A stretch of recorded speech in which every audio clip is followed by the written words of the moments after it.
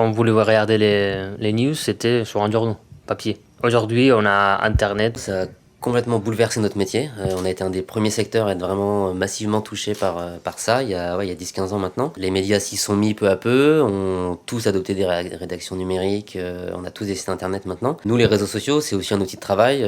Twitter, c'est aussi un outil de veille.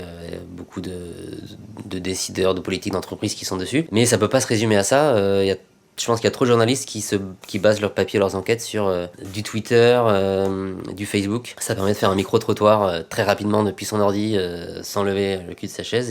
Et ça, c'est très mauvais pour notre profession. Il faut sortir, il faut aller voir tous les gens qui sont pas sur Twitter.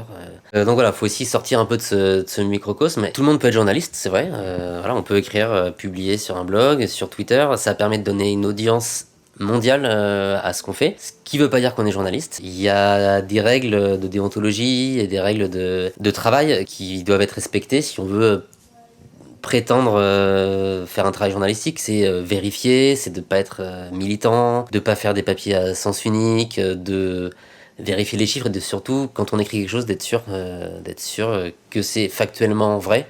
Pas tout à fait le même métier, mais ça peut être complémentaire.